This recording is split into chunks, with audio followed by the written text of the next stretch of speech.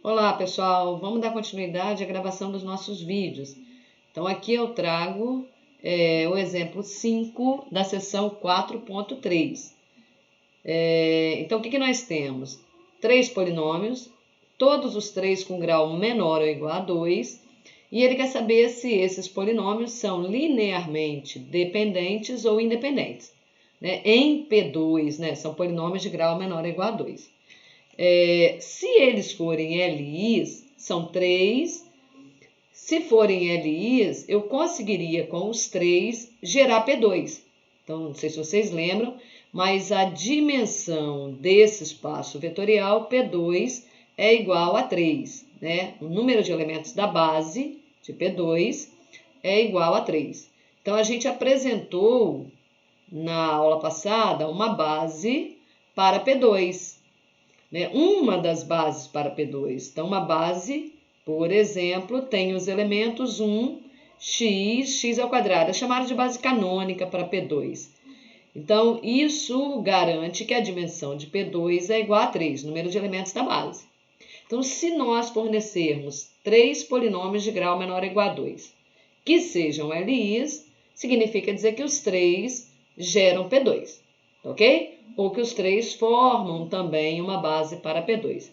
Mas nesse exemplo, esses 3 polinômios, P1, P2, P3, são LIs, formam uma base para P2? Bom, se a gente analisar os 3, é possível enxergar que o polinômio 2, ele pode ser obtido fazendo a combinação entre o polinômio P1 e P3. Então, se eu tomar o dobro do polinômio P3 somado com o triplo do polinômio P1, se eu fizer a combinação linear 2P3 mais 3P1, eu encontro o polinômio P2. Claro que a partir dessa combinação linear, eu poderia dizer, por exemplo, que se eu pego P2 e subtraio do dobro de P3 e divido esse resultado por 3, eu consigo gerar o polinômio P1.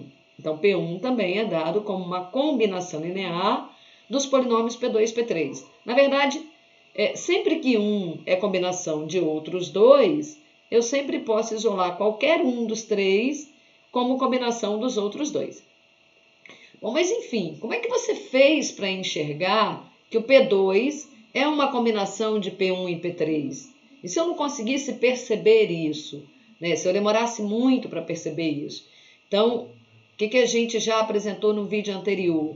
Que caso eu tenha elementos do Rn, ou se eu tiver polinômios, e queira saber se eles são LIs ou LDs, como eu devo proceder? Eu faço uma combinação linear entre os elementos dados e igual a zero. Então, é o que a gente tem aqui, ó, uma combinação linear entre os elementos dados. Estão vendo aqui? Ó? Então, K1P1 mais K2P2 mais K3P3, a tal combinação linear. Pega a combinação linear e iguala ao elemento nulo, o vetor zero, que seria o polinômio 0 mais 0x mais 0x ao quadrado. Esse é o vetor nulo para o universo P2. Bom, vamos lá. Partindo daqui da nossa combinação linear igual a zero, a gente abre cada elemento dado, P1, P2 e o P3. Então, vocês estão vendo aqui o P1, o P2 e o P3. Opa, aqui o P3, ó. Tá certo? Após fazermos isso, o que a gente deve fazer no passo seguinte? A gente deve executar essa adição entre esses polinômios de grau menor ou igual a 2. E como é que eu executo a adição entre polinômios? Se não é falado nada, eu vou executar da forma padrão. Então, vou agrupar os termos de grau 1, vou agrupar os termos de grau 2 e também vou agrupar os termos independentes. Então, no próximo slide, a gente tem exatamente isso. Na verdade, não, Deixa eu falar aqui, ó. Tem o sistema de equações, o sistema de equações que foi obtido a partir, obviamente, da gente agrupando aqui, ó. Deixa eu agrupar, então, já que não está no slide seguinte. Então, K1 mais 5K2 mais K3, isso forma o termo independente do polinômio que está à esquerda dessa igualdade. Agora, agrupando os termos de grau 1, o que a gente tem aqui? Aqui tem um termo de grau 1. Então, vamos lá. Mais menos K1, que vem do primeiro polinômio, mais 3K2, que vem daqui, ó, fazendo essa distributividade, e mais o 3K3, mais 3K3. Esse, então, é o coeficiente do termo de grau 1. Beleza? Agora, vamos para o coeficiente do termo de grau 2. Então, onde é que eu tenho o termo de grau 2? Eu tenho aqui e tenho aqui, ó. Então, aqui, K2 vezes menos 2, menos K2. Vamos colocar um mais aqui, somando todos os termos. E a gente, então, tem menos 2K2. E aqui também, menos K3. Menos K3. Então, esse valor que está entre parênteses é o coeficiente do termo de grau 2. Claro que do polinômio que está à esquerda da igualdade. Do lado direito da igualdade, a gente tem o polinômio nulo, que a gente costuma representar por esse símbolo que dá a ideia que é o zero, né? Bom, o que a gente vai fazer agora? Vamos copiar esse polinômio, essa igualdade entre polinômios. Vamos fazer aqui, ó. Um novo aqui e tal. Deixa eu copiar assim, ó. Vamos levar para o próximo slide. Isso que a gente acabou de gerar. Tá aqui. Deixa eu descer essa matriz. Assim, pronto. Tá aqui o que a gente tinha no slide anterior. Deixa eu aumentar o 2 aqui, né? Então, agora eu tenho uma igualdade entre dois polinômios. Então, o que é necessário para que essa igualdade seja verdadeira, né? É necessário que os coeficientes dos termos de mesmo grau sejam iguais. Então, aqui, né, relembrando, parece que é o zero, mas não é. É o polinômio nulo. Então, a gente tem 0 mais 0x e mais 0x ao quadrado. Dessa forma, fazendo a igualdade entre os coeficientes dos termos de mesmo grau, a gente tem termo independente igual a zero. Então, gera essa primeira equação.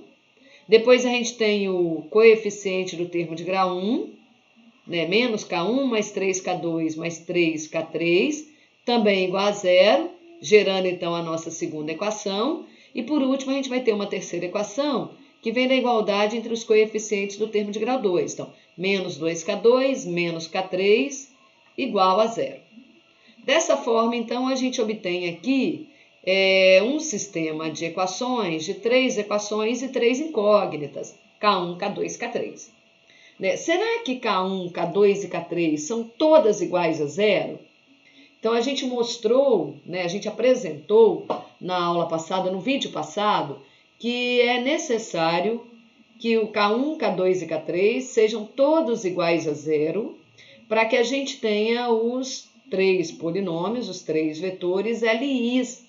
Então, se por acaso o meu sistema não tiver solução única, solução trivial, é um sistema homogêneo, né?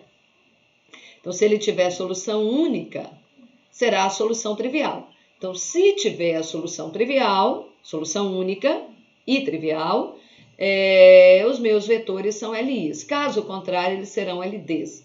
Então, a partir do meu sistema de equações, vocês estão vendo para cá, ó, nós estamos dando continuidade, é montada a matriz aumentada. Na verdade, pessoal, não há necessidade de eu montar a matriz aumentada para fazer meu escalonamento, né? Porque quando eu executo operações elementares em uma matriz que vem de um sistema de equações, caso o meu sistema seja homogêneo, todos os termos independentes, à medida que eu for executando o escalonamento, vão permanecer iguais a zero. Então, não há necessidade de eu construir a matriz aumentada. Então, lembrando, se o sistema é homogêneo, ele é um sistema possível, sempre possível. O que eu preciso avaliar é se ele é determinado ou se por acaso é indeterminado.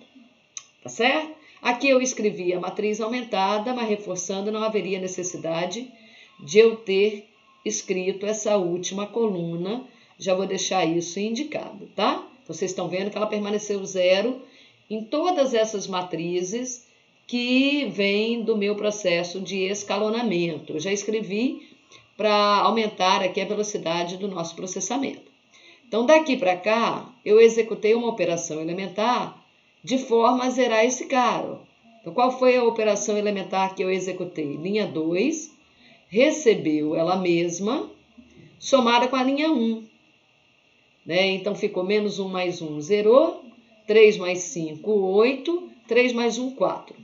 Pronto, foi a única operação elementar que eu executei. Não houve necessidade de alterar a linha 3, porque esse cara já era zero. Beleza, e daqui para cá você fez o quê?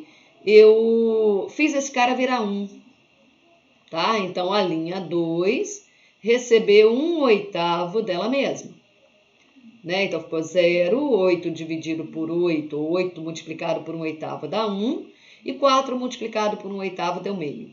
Então, a única operação elementar que a gente fez para transformar esse cara aqui em 1. Poderia ter permanecido 8? Poderia, mas já transformei em 1. E daqui para cá, o que foi feito? Olha, eu preciso zerar abaixo do pivô. Então, a linha 3 recebeu ela mesma, mais o dobro da linha 2. Tá? Então, menos 2 somado com o dobro de 1, zerou esse carinha. Menos 1 somado com o dobro de meio, dá menos 1 mais 1, zera também. E aqui não aconteceu nada, conforme a gente já tinha falado.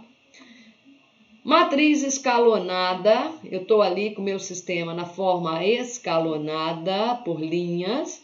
Então, eu já posso avaliar se o meu sistema ele é determinado ou indeterminado.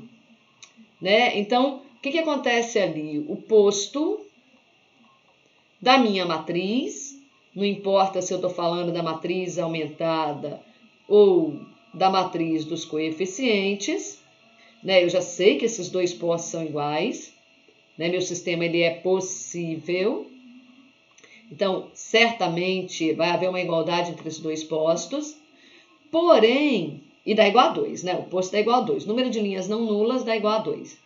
Isso é menor que o número de incógnitas, tá certo? O número de incógnitas para a gente é 3. Quantas incógnitas eu tinha? Quais eram as incógnitas? K1, K2 e K3. Né? Então, como o número de incógnitas é maior que o posto, significa dizer que eu tenho infinitas soluções. Né? Então, o meu sistema ele é um sistema possível indeterminado. Bom, quantas variáveis livres? Uma é o número de incógnitas menos o posto, uma variável livre. Qual é a variável livre, né? Qualquer uma poderia ser a variável livre, mas a gente, normalmente, por uma questão de facilidade, escolhe para ser variável livre aquela que corresponde a uma coluna que não tem pivô. Então, eu tenho pivô aqui e eu tenho pivô aqui. Na terceira coluna, que é relativa à incógnita K3, a gente não tem pivô. K3, então, é para a gente uma variável livre. Tá certo, gente? Então, K3 pode assumir qualquer valor, inclusive zero. Né? Então, isso significa dizer que eu posso descartar o polinômio P3 lá da minha combinação linear, que eu continuo gerando a mesma coisa. Então, ter os polinômios P1, P2 e P3, eu poderia descartar o P3, permanecer com o P1 e o P2, que eu conseguiria gerar o mesmo conjunto.